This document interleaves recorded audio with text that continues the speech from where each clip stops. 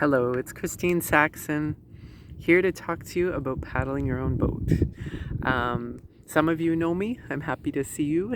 Some of you, it's your first time getting to know me, and I'm really happy to share with you.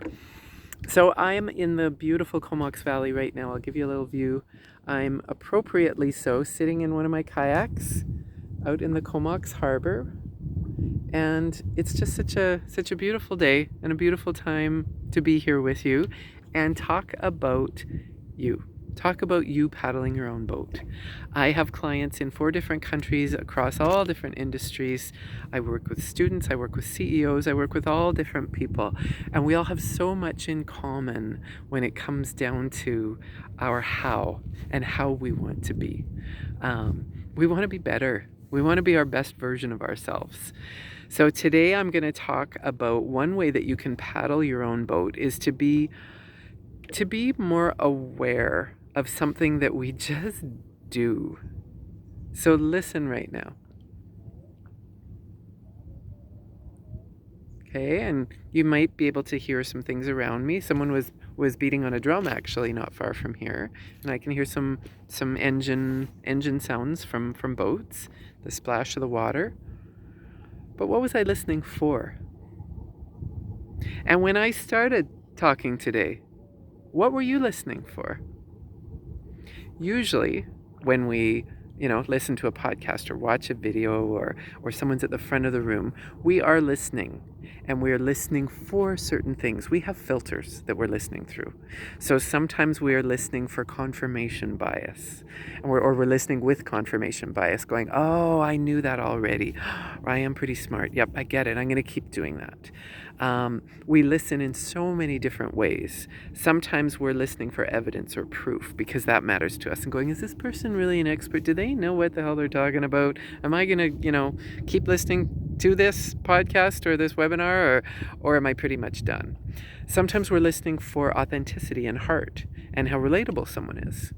Sometimes we're listening to gather value or gather ideas. And I always say, take these ideas and share them. If you're a leader of a team, take these things back, do them with your team. So we listen all the time. We don't often pause and go, I'm about to watch this webinar, or I'm about to go into this meeting, or I'm about to have a performance review with an employee and hear how their year has gone.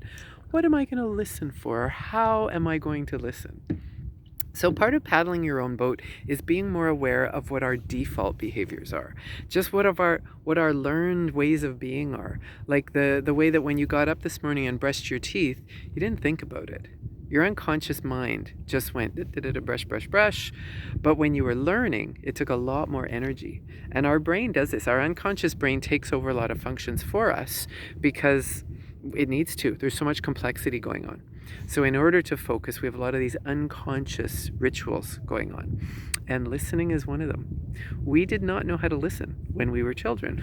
I think anyone who's raised a child or remembers being a child knows that.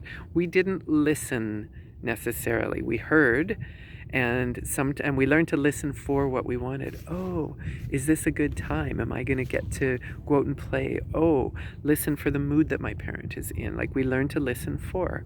So what are you listening for? Here's where it gets juicy. For the next week or two, I invite you to be mindful of and even write down what you're listening for. I'll share a quick story before we go into this. I have a coaching approach that I use that I call rituals and replacements. And it's about habits that we have, helping people identify what's a ritual, some habit that's just become a ritual, like brushing your teeth and you don't think about it. And if it's not serving you, what do you want to replace it with? Okay? So we start in this activity by, often in a conversation with a client, it'll come up that, there's this thing that they're doing that's not serving them and they'd like to change it. And changing a habit is hard, as most of us know. So to do this, to really try this rituals and replacement approach that I have, I tried it out myself for 3 or 4 months. I went, what's a habit? What's a ritual that I have that I want to replace? And what do I want to replace it with? And I realized I had a pretty nasty one, especially for someone who was aspiring at the time to be a coach, which I am now. I interrupt people. So I listened to interrupt. I listened to contribute. I listened to connect. I would, oh, me too. Oh, because such and such. And I would finish someone's sentence. Someone would be telling me something, and I go, oh, near Revelstoke, I have friends that live there. And I would interrupt what they were saying to relate. And so I was listening for connection. I was listening for importance, but relationship importance. And it was turning into a really negative impact. I noticed this because when I would talk to people and I would contribute, sometimes they would raise their voice more and keep talking to make the point, Christine, I was talking. Or they would go ahead, and signal that it was my turn to talk. And I would feel badly. So I went, okay, I listen to connect. I listen to connect, and it has a not so positive, well, quite a negative impact on people. I would interrupt. So I replaced interrupting with listening intently. And to do that, I had to choose instead what I wanted to listen for. So back to that concept. What do you listen for? Do you listen for connection? Do you listen to add tidbits? Do you listen to be important? Do you listen to hear your point of view in what they're saying? Do you listen to negate their argument and find the holes in it? Do you listen to contribute? Do you listen to make someone wrong sometimes? I really encourage you to do what I did and what a lot of my clients do and take a week or two, however long, and just listen, because we just listen, right? We talk, we listen, we breathe. It's so natural.